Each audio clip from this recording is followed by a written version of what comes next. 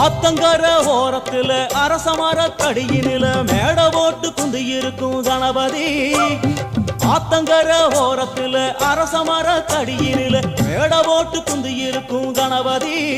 ஒன்ன 3 சுத்து சுத்தி வந்து முத்துன தேங்காய் உடைச்சு சூடம் ஏத்து கும்பிடுறோம் கணபதி.